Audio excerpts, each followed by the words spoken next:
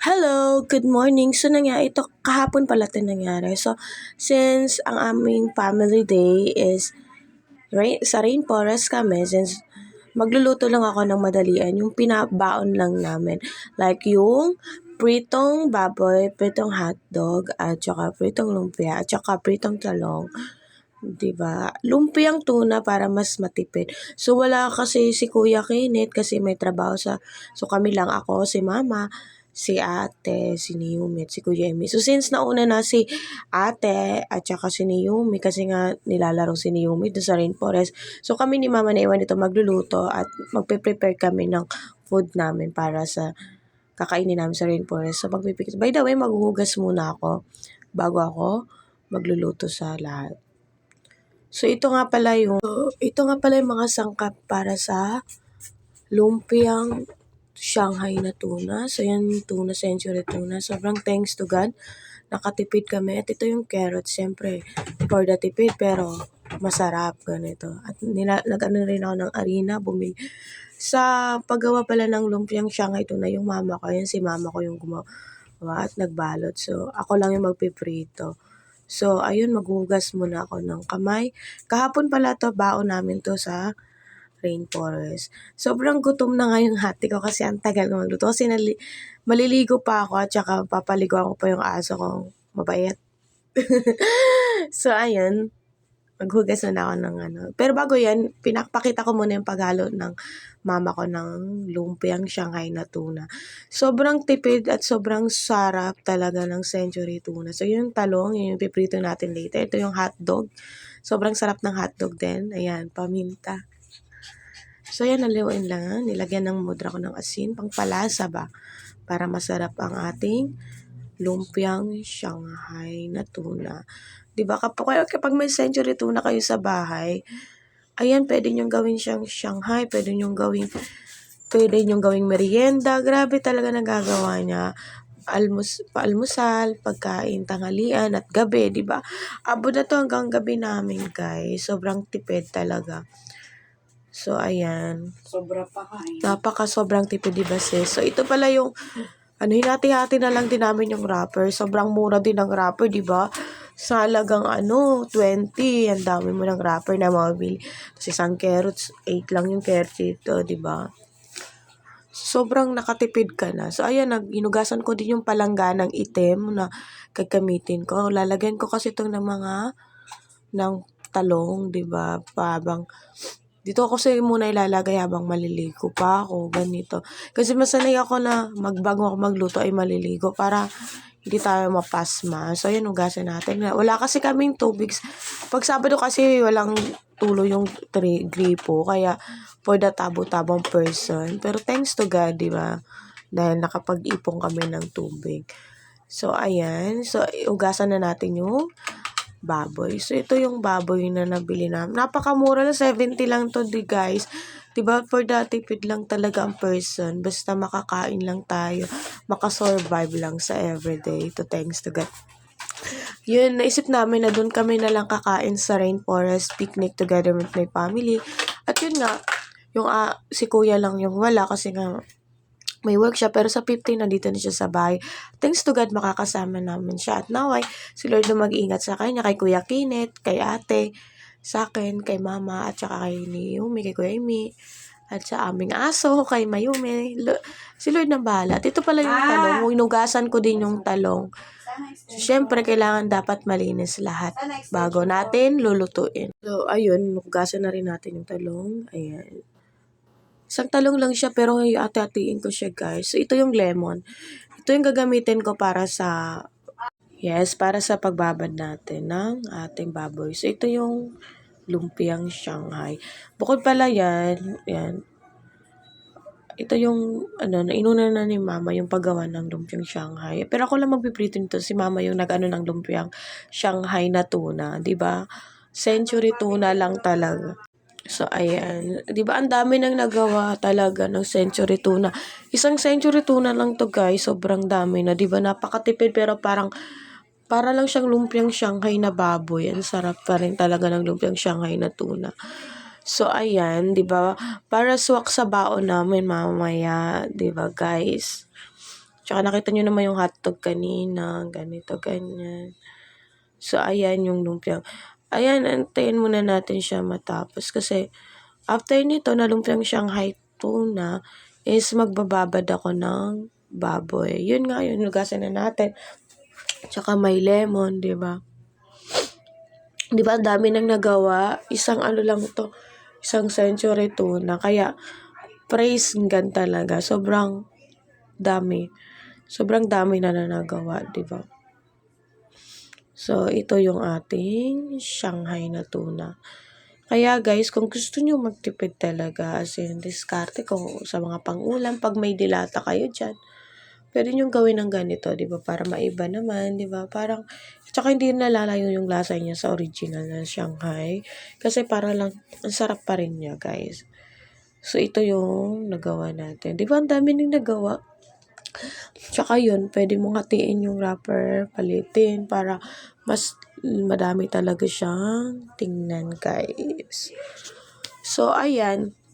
Since kahapon talaga to, kasi sobrang pagod ko din kahapon. Kasi nga, nag-prepare din kami ng food para sa Bible study. And thanks to God, kasi maraming bata ang nakapakinig ng mabuting balita ni Lord. Kaso yun nga, hindi ko na-picturean o na-videoan yung mga kahapon kasi sobrang busy talaga. Pero praise God, kasi ang daming bata na willing makinig ng salita ni Lord at nakakatuwa yun, di ba? At naway, i-bless sila ni God, magpatuloy sila. Kasi sa totoo lang, kung may pagmamalaki ka man dito sa mundong ibabaw, hindi naman ang mga bagay na meron ka. Kasi yun, bagay na meron ka, galing naman yung kay Lord eh. Si Lord eh, at ang kanyang salita ang mapagmamalaki mo. Sabi nga, wala kang may pagmamalaki sa harapan ng Panginoon. Diba, totoo yun. Kaya, be humble ourselves to God at magpatuloy tayo sa Panginoon. Kasi hindi tayo mabubuhay nang wala si Lord, diba? Kaya kapatid, sis, ay payo na mas naisin natin na mamuhay kasama ang Panginoon na siya ang manguna sa atin, mag-drive ng buhay natin, siya yung maging God sa buhay natin, hindi ang mga bagay-bagay. So, ayan, itatabi ko muna to since tapos na yung ating lumpia. So, ito na nga. Hinugasan ko rin yung chopping board at tuktukan. Talagang paborito ko to. Ewan ko ba, gusto ko talaga yan. Since malinis naman siya, binanlawan ko lang pati kutsilyo, malinis naman siya. Ganyan. Ito yung gagamitin natin talaga.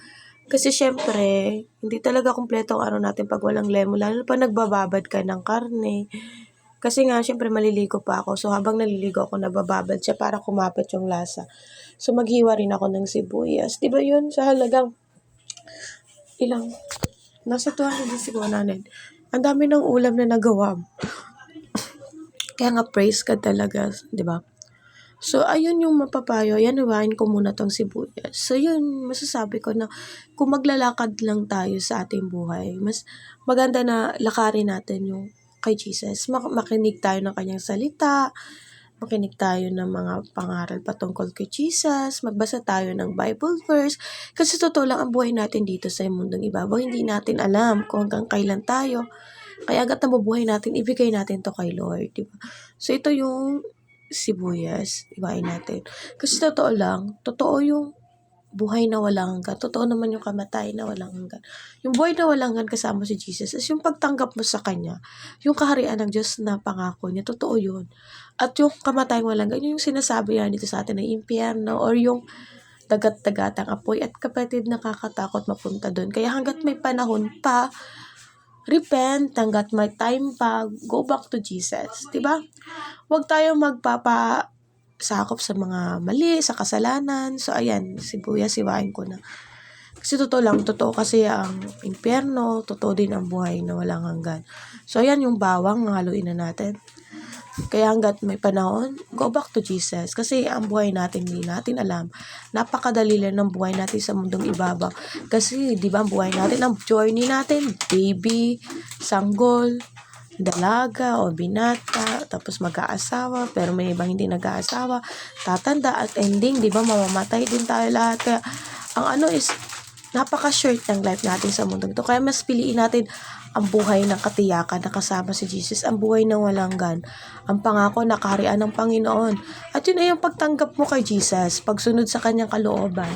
Repent and go back to Jesus again. At totoo rin ang dagat-dagatang apoy hanggat hindi tayo sumusunod ka hanggang sa namatay ka, ang pride mo.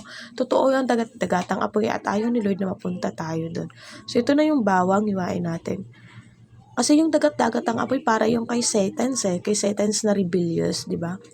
Kaya, kapatid, so hanggat may panahon pa, hanggat may binibigyan ka pa ni Lord ng chance na mabuhay dito sa mundong ibabaw tayo, go back to Jesus. Huwag natin i-aksayan ang buhay natin sa walang kwenta. Like me, sa mga pagsugal na walang kwenta. Kasi ako naranasan ko yan eh. Alam mo, minsan naiinganyo tayo sa mga masasamang gawain. So, ayan yung lemon. Okay na, nahiwa natin yung sibuyas bawang. So, ito yung baboy. So, haluin na natin siya, guys. So, ayan, nilagay ko na yung sibuyas. So, bago ko siya, nilagay ko muna, di ba? Aayusin natin yung paglagay. So, ayan. Di ko pala siya nalagyan ng luya, no? So, ayan, yung bawang. So, ayan, lalagyan natin yung bawang.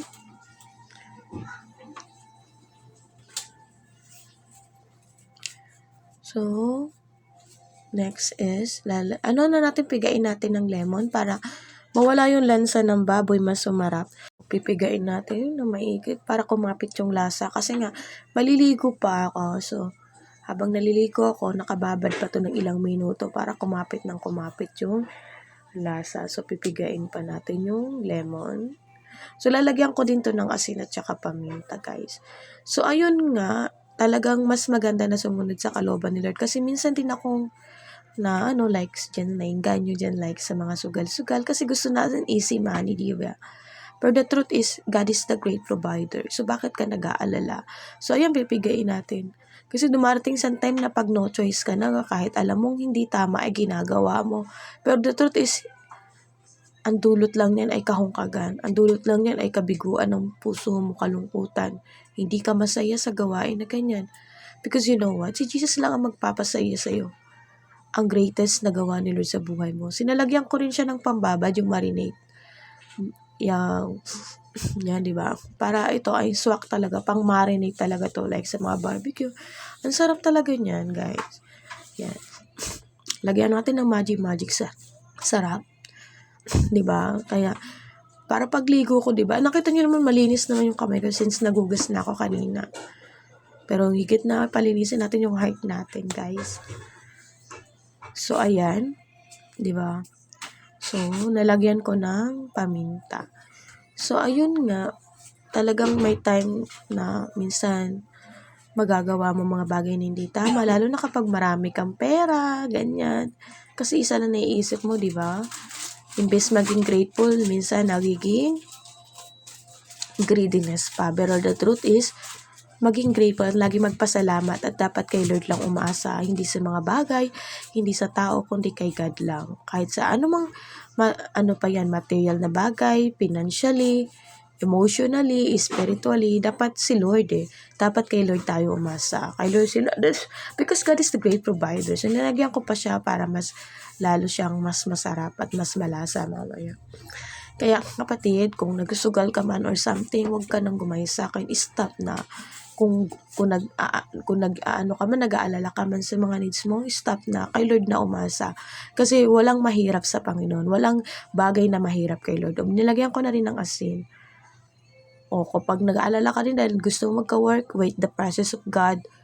Walang mahirap sa Panginoon. Lahat ang buhay natin ay naka-align. Once na si Lord ang pinanguna natin, ang ganda ng alignment ng Panginoon. Kaya mas maganda na si Lord ang mag-ano ng path ng buhay natin. So, nilagyan ko ng paminta. Ayan. Kaya, mas maganda na ang Panginoon ang nagdadrive ng life natin. Hindi yung sarili natin. Hindi yun ang tayong gumagawa ng tadhana natin. Kundi hayaan natin na si Lord ang kumilos sa buhay natin sa ating past, present, and ating future. Diba? Ayan. So, pinunasan ko dahil tapos na ako. So, ginilid ko na yung binabad ko. So, dapat talaga malinis talaga yung bowl. So, ito, tapos na ako maligo, guys. Yung lababo pala, hindi bowl. Sorry. So, ito na pala yung kawali na pagpipritusan natin. So, huhugasan ko. Since malinis naman to kasi nakatabi lang. Pero, ayan, hugasan ko na rin. Sasabunan ko na lang din.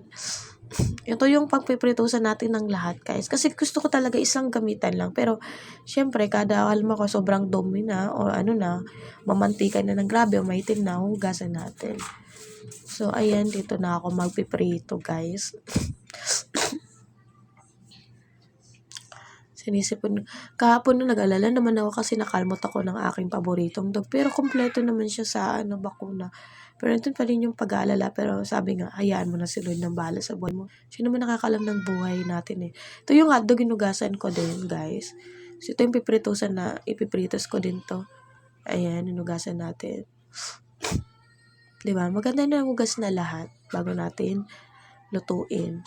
So pinunasan ko na pala yung aking lulutuan. So, sabi ng mama ko mauna ng lumpia. So, pinunasan ko din puwet ng kawali na pagpipritusan natin. Sabi nga, di mama, unahin ko daw yung lumpia. So, ready na yung lumpia natin, di ba? So, siya yung ipiprito natin. So, bago yan, papainitin ko muna. Siyempre, yung ating kawali. So, ayan. Hayaan natin siyang uminit. Then yan, siyempre, lalagyan natin yan. Kapag mainit na, medyo ko na nga tinaasan ko na para mabilis makaluto. Kasi nandun na sila ate, mag-11 na kaya to. So, syempre, gutom na yun sila sis, nasa rainforest sila. Ang ganda pala ng rainforest, pasyalan. So, ito maglalagay na ako ng mantika, mainit na kasi. So, since gusto nyo makatipid ng pasyalan together with your fam, na hindi nasulit talaga sa banding at pwede kayong magbaon like na mga ganito sa rainforest kung malapit lang naman kayo sa Pasig, diba? Or sa Taytay. Pwede sa Pasig o Cainta. Ang ganda po mamasyal dun, sobra sulit. Lalo na kapag weekends, di ba? Ang saya kapag kabanding yung family natin. May exercisean doon para sa mga bata. At para sa mga matatanda din, di ba? Sulit talaga si Mayor Pico. And thanks to God, di ba? Mga libreng pasyalan na hindi mo na kailangan mag-spend ng maraming money, di ba? Yung pamasahe lang. Pero kung may sasakyan ka man, di ba, mas swak. At saka yun. Dahil mainit na, nilagay ko na ang ating lumpiang Shanghai na century tuna. Diba? Lagay na natin. So, diba, swak na sa budget mo. Sulit pa. At masaya kasama family. At saka, like, magiging healthy ka pa. Like, ang physical mo. Magiging physically active ka. Diba? Kasi may exercisean dun, guys. Lalo na sa mga bata. Like, sa mga 1 to 7 years old, 1 to 8 years old, meron dun. Kahit sa mga dalaginding, kapag gusto nyo magsayaw, meron din dun. Piknikan. As in, nandun na lahat sa rainforest. Sobrang sulit na talaga. Mag-i-enjoy ka pa kasama mo ang pamilya mo. Kaya ito, naisipan namin na ganito lang lutuin namin para syempre, hindi rin hassle at mababaon talaga. So, ayan. Di ba? Mabilis lang naman maluto yung lumpia eh. Kaya nga kung may mga talaga, like ganito na bigla ang banding, di ba? Pwede nyo to gawin. Like, kung may century tuna naman, pwede kayo maglumpia. So, ayan, di ba? Na gold na siya. Pasunog na nga eh. So, pwede na natin siyang aunin. Pero, syempre, dapat tutong luto talaga hanggang loob. Kasi, syempre, hindi lang dapat yung balat niya yung luto. Pero, luto naman yung century tuna. Pero, yung carrots, diba? Medyo lutuin pa natin. So, yan natin. Kasi, after nito, ay hahaunin natin. So, lulutuin ko muna yung pinakaloob niya. So, ayun nga. Kaya, kapatid, mga sis, brother, nanay. So, ayan na, unin na natin yung lumpia. Kaya hanggat may time, repent and accept Jesus Christ, our Lord and Savior. Hindi pa naman ulit lahat. We are all sinners, di ba? Walang malinis sa atin. Pero, because God is our perfect, kaya niya tayong pagkabalalin. Kaya niya tayong baguhin. Kaya niya tayong gawing perfect, no? Pero sa ngayon, dahil nandito pa tayo sa mundo, hindi natin maiwasan na magkamali. Pero lagi tayong maghingi ng tawad at mag-repent. So, ayan, nalagay ko na rin yung Shanghai pa natira natin. Kaya nalagay ko yung mga panibagong Shanghai. Kaya, yun nga, di ba? Kaya lagi tayong magpakumbaba sa harapan ng Panginoon. At huwag tayong magkaroon ng yabang, kundi kung may pagmamayabang man tayo, yun yung mga goods na ginawa ni God sa buhay natin. So, nilagay ko na rin yung pritong talong, 'di ba, para sabay. Kasi mabilis lang naman 'to maluto, eh. Kaya pinakamasarap sa lahat talaga ay ang maglingkod kay Lord. Kasi sa mundo, 'di ba, kahit anong gawin mo, wala, eh, laging may kulang. But you need Jesus. But when you praise God, 'di ba parang ang bilis mapawi ng lungkot na meron ka. Nagkakaroon ka ng peace at kapayapaan na hindi mo mahanap sa mundo o sa iba, 'di ba? Kaya igugol na natin ang panahon, ang buhay natin kay Lord kasi hindi natin alam, eh. Malapit na bumalik ang Panginoon kaya kailangan nating ang ating magluhod sa Kanya. Kailangan nating manumbalik sa Panginoon. Hindi pa huli ang lahat. At yun, spend your time with your family din, syempre. Kasi sa totoo lang, at sa mga friends mo naman, si Jesus ang pinaka-friends natin, God, our friends, and all sa buhay natin. Sa friends na pipili mo, pakikisalamuha mo, lagi kang manalangin na magkaroon ka ng discernment. Ayun. So, ano na natin? Mabaliktarin na natin ulit. At mas maganda na makisalamuha ka, makipag-friends ka. Hindi naman sa magtatangi ka. Yung mga friend na ilalapit ka kay Lord, katulad sa partner mo, kung magkaka-partner, ilalapit ka kay God. At yung ibuboost ang confidence mo with God, yung hindi ka tuturuan maging mayabang, kundi magiging mabuting tao ka, di ba? At higit sa lahat ay servant, di ba? Ni servant ni God, di ba? So, ayan, babalik ta rin natin para maluto. Kaya nga, choose a friend na hindi ka idadala sa mali, kundi idadala ka pa sa Panginoon. Kaya, sa totoo lang, maganda sa lahat ay maglingkod kay Lord. Marami ang ayaw kasi sabi nila naboboring daw sila na ano, pero sa totoo lang, sa paglilingkod ko. So, ito na pala, maglingkod kay Lord. So, hindi ko na pala na-video yung pagprito ng hotdog. So, naprito ko na pala. Na-post pala kanina. So, ito yung baboy na binabad ko, guys. So, ayan, piprito natin. Hindi ko na na-videohan pala hindi pala nasama ma-videohan yung hotdog. Sorry talaga. Hindi ko sinasadya, guys. So, ayan. Ilalagay na natin ang ating pritong baboy na. Hindi ko na videohan ng pagprito ng hotdog, pero prito na yun. Tapos na yun. Diba? Ganun talaga. Pero yun nga, as in, kung may pipiliin man tayo sa mundong ito, ayun yung maglingkod tayo kay Lord. Kaya hanggat may time pa, balik lang tayo sa Kanya. Accept Jesus. Diba? Huwag tayo minsan kasi nahiya tayo dahil sabi na tayo makasalanan tayo. Nahiya akong lumapit kasi makasalanan ako. Pero hanggang kailan ka? Antayin mo pa maging mabuti ka? Saka kalalapit sa Panginoon. Totoo lang, hindi ka lang naman sa mabuti maliligtas eh. Maliligtas ka through Jesus eh. Once you accept Jesus, guys, hindi naman sa mga mababait mong gawa. Kasi sa totoo lang, mawawalang bisa lahat ng yon once na hindi mo siya in-accept. So, accept Jesus Christ. Kahit anong sino at ano ka pa, mahal ka ng Panginoon. Tanggap ka niya. Walang tinatangi ang Lord. Diba? So, hindi mo kailangan pa maging mabuti kaysa sa lumapit ka kay Lord. Ngayon pa lang, lumapit ka na sa Kanya, tayaan nun si Lord ang magbago sa buhay mo. At siya ang magpakabuti at magpakabanal sa iyo. Katulad ng ating sinasamba na God, dahil siya ay banal. Kaya yan mo sa pagbabago natin, hindi natin kaya yan. Only Jesus, only God. But ngayon, ang magagawa mo ay lumapit sa Kanya. Magpakumbaba sa Panginoon. Repent, accept Jesus Christ, and manalig sa Kanyang salita, magbasa ng Kanyang Biblia, tigin sa lahat, makinig ng Kanyang mabuting balita. The Word of God is so powerful. Ang Word of God ang magbibigay lakas, sagana, at peace sa ating lahat. Walang makakapantay ng kaligayahan sa kaligayahan na matatamasa mo sa Panginoon at sa Kanyang mga salita. Kaya, mas yun ang naisin natin, ang spiritual na life kaysa sa mga material na bagay. So, ayan, Okay na pala, preto-prito na, so binaliktad ko to siya. 'Di ba mabilis lang? Kasi nga minadalian ko na 'to talaga kasi nga yung ate ko gutom na siya, eh. Kasi siyempre ang mahal kasi 'pag mag-o-order na naman kami, so naisip ko talaga since binigyan naman tayo ni Lord ng kakayahan magluto, bakit hindi natin 'to gamitin for the glory of God and para sa family natin, 'di ba sis?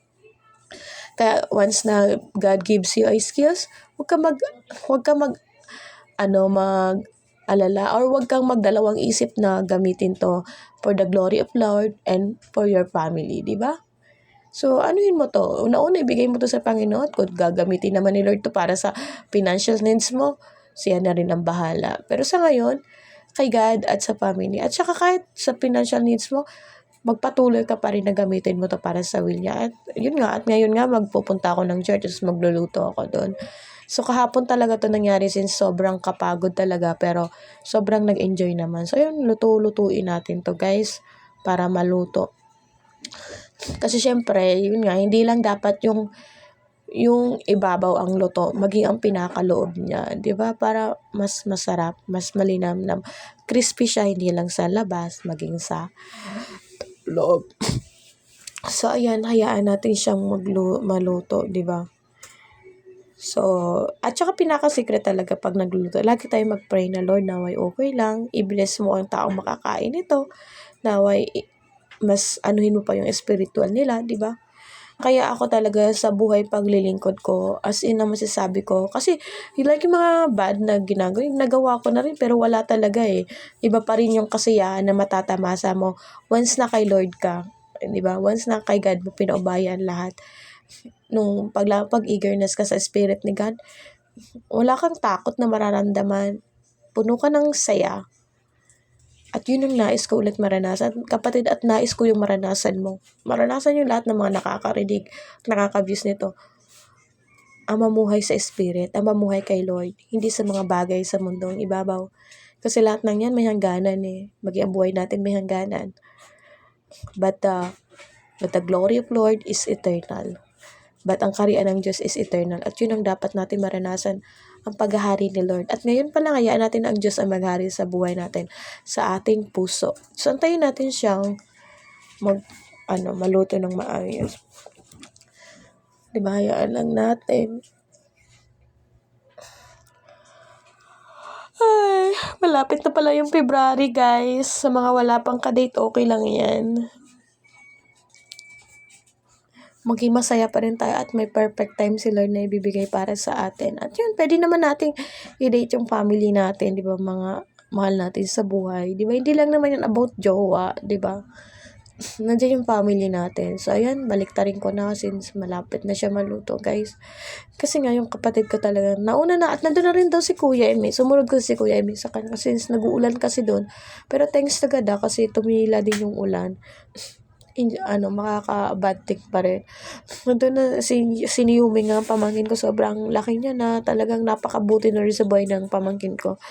Sobrang daming miracle na ginawa din ni Lord doon sa pamangkin ko. So yun, binaliktad ko ulit.